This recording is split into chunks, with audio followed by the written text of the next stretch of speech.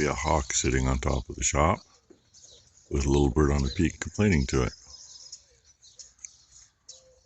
Kind of interesting.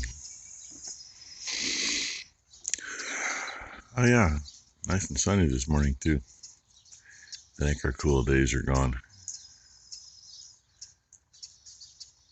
I hope that's coming in clear. I just looked up as I'm on the bike coming around the corner to go move irrigation. I went, what the hell? And he's going to get the hell away from that bird. I kind of figured that's why he was there. There's another one over there in the trees I can hear. He just landed in the top of the cottonwood. Oh, maybe that's a good thing for the day. Maybe not. I don't know. And we come over this direction and see Rainy dropping a llama. Yeah, there. Travelers moved. Water's flying. Yeah, part of Wally's group decided to come down there. Because Bam Bam's group was all in the corner up there by the tractor. The tractor to the corner. And where Bam's been a dipshit the last few days, last week, whatever. They haven't been in for grain. He's been not nice to them when they want to come in for water. I literally just shoved him all the way up here with the bike. Ran him into the barn. All the cows and calves followed. They were literally 10 feet behind me. They'd have passed him if he would have let them. And once, got him up here, he came back out to about here when I went to get behind the cows because they stopped. Yelled at him and told the cows to take him in. So, yeah, he got shoved backwards a ways and then got turned around. Once he turned around, they all ran through, and they're all in the other barn now, waiting for grain. Just means I made work for myself, right? And these boys, they're like, well, where's our breakfast, Dad? Hi, 721. He's probably the friendliest one. Oh, and Batman. Yeah, I don't remember all their names. And what do we got? Oh, Wally's actually in here. He's right there. 1, 2, 3, 4, 5, 6, 7 Wally and 7 heifers. That means I gotta feed them too. That's alright. We'll get them fed. I need to build another set of stairs too. This set actually belongs at the other end.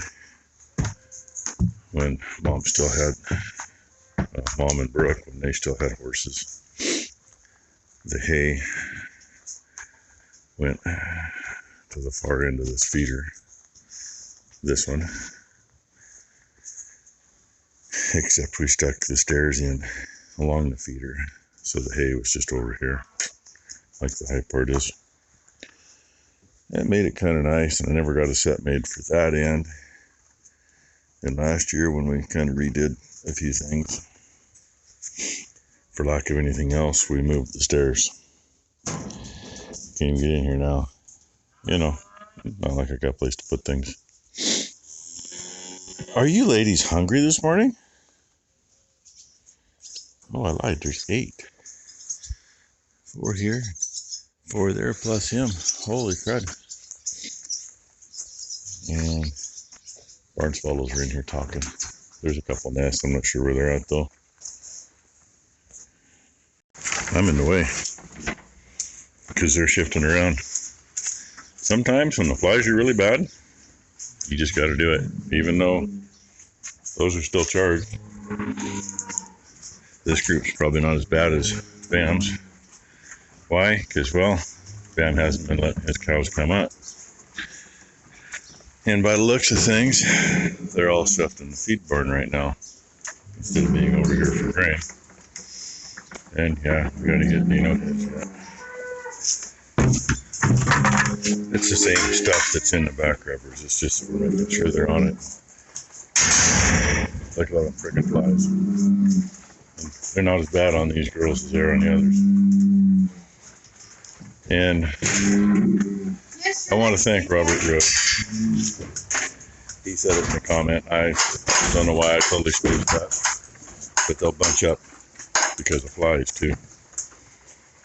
I mean, Still kind of interesting that Bam Bam is herding them the way he is, but anyway, easy kids.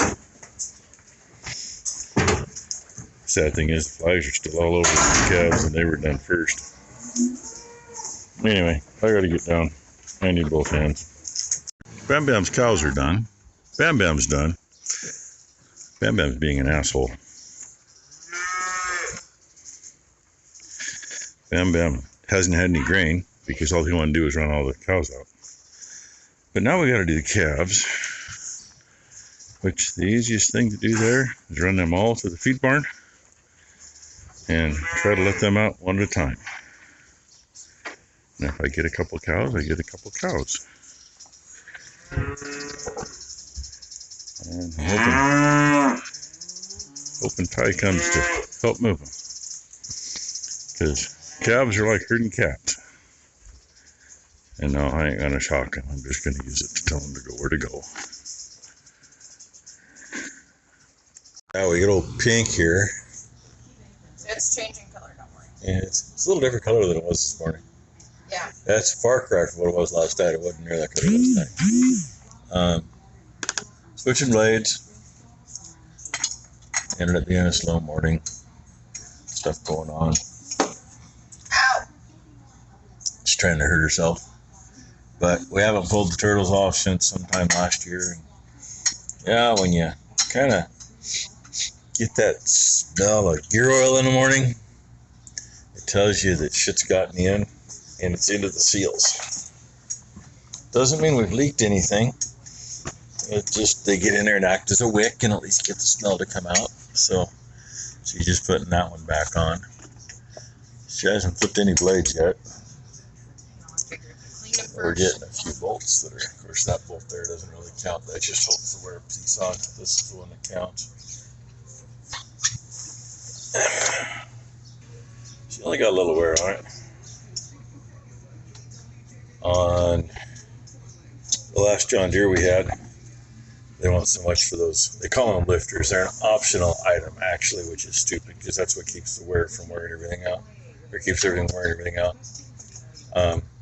The last John Deere we had, I took about 3 or 4 sets of old blades because they're hard, and I rebuilt all of these. If that wasn't a day and a half long job, and trying to make sure you cut all the pieces equal size and get equal amount of weld on so you keep them balanced. And I'm kind of waiting for you to get to this next one to see what it looks like under there. And you know, last year we made this extra cage up here, and she says there's some shit up in there. So what I see from here, though, isn't in a way an issue.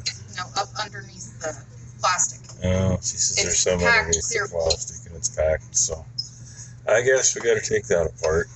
Which does not throw me.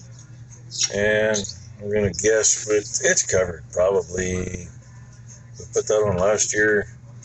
Beginning of the season, I think. Mid-season. Okay, well, either way, we've covered 300-400 acres at least since we did that, and we were digging that out every other day.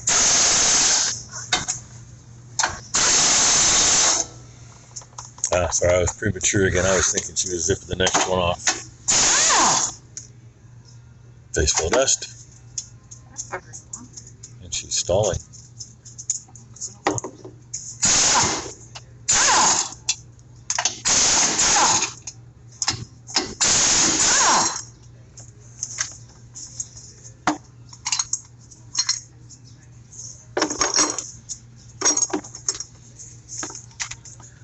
Those 4 are 3/4 head, and they're 1/2 inch grade 8 bolts. And that one is a 5/8 12. And it's 5/8 or 3/4 bolt. And that's how that comes off. And once she's got that, I'm going to take it from her. That's what they call a shock hub. I think they started with this model in may have started it beforehand, but I know the 1411 and stuff were a solid spline in here. And when you screwed something up, you went right back into the gearboxes. But on these, with only having 5 splines, it'll shear these out and cost you, I don't know, what were these? $30-40 a piece, if I remember That's right. what I made the crab out of. No, That was the body of the crab. was it? Oh, anyway, she's made a lot of stuff out of scrap shit.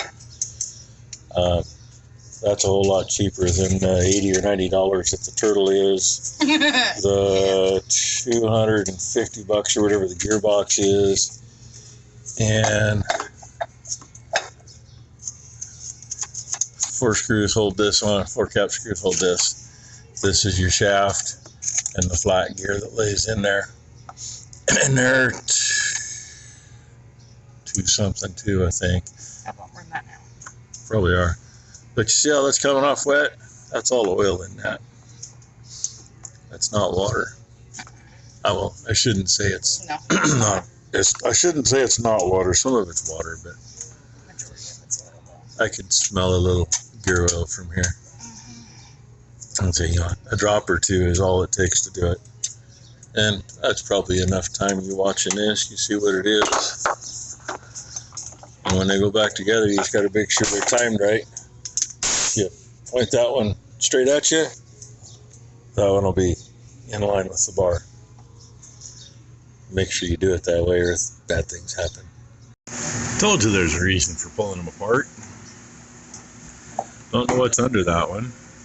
First off, she says, "What'd you do? Put a sweatshirt in here?" She don't know what it is, but it is stuck. And no, I have not been sitting here on the chair the whole time.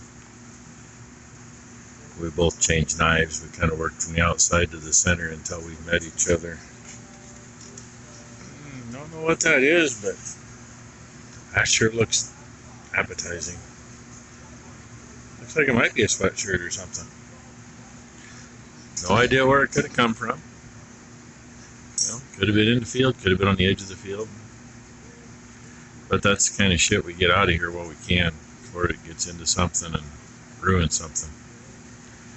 And I don't know why, but the tower on that end did not want to come off. 2 bolts come off easy, and we use that 1/2 inch earthquake air impact on this thing because that's just what works. Of course, on the old John Deere's for swapping knives, we used a 3/8 butterfly, and it always worked. But anyway, couldn't get the tower and the turtle off. Only got 2 out of the 4 bolts. Had to get a bar and a long breaker bar and give her a few good tugs. Get it broke loose. And we still got the tower at this end with the drive line to do too, which is just thrilling the hell out of me because I think we've got to pull the bolts and drop it to get it loose. But on the plus side, that's the end that goes against the road or against the fence line when you cut the back swath. So this end shouldn't have anything in it. We'll find out. Dang, we make a mess. That driveline isn't twisted yet, and the U-joints are still in good shape. And I got something to attribute to that, to a point. Flange mounts onto the turtle, onto the shotgun. And last time we changed it, that's the flange off the old driveline. Cut it off, put her in the lathe, turned her down so it fit. So that extra space there, that puts that much farther onto the shaft. Yeah, I know, nice stuff, huh? The inside of that yoke is open. Kind of like the inside of that piece. So shit gets in. And we were going to pull that shock hub off, but I'm sorry, with a 3-foot breaker bar on it, I can't budge it. We even got the 3/4 inch impact, and it ain't going anywhere. So file in the back of the head that we got to do something with that at a later date when we don't need the machine. So we'll finish cleaning this shit up. You better knock on wood and hope Tom comes down. Yeah, well, we got it up bar clear out. We dropped the bar clear out bad enough in order to get the drive line on or off or get to that shock hub. You got to drop this end of the drive line or the cutter bar, which is a pain in the ass. But at any rate, if anybody remembers the last drive line that was in here, it was twisted a full quarter turn. It was fun. All three pieces were twisted, and the U-joints were hammered. But anyway, it's made a hell of a difference on. We had a vibration going too, because it's just a 540 shaft sticking down over there, kind of that silver spot in the middle of the screen. And not being on that extra 5/8 of an inch, it was just a slop mobile. And now it's on to where the shaft comes flush with the bottom of that spline piece for the yoke. And she's looking for something to wipe grease off on, I can tell. I don't care if it's grab it looking like. Oh, wait. Easy, she's got gloves right here. Look at that. There you go.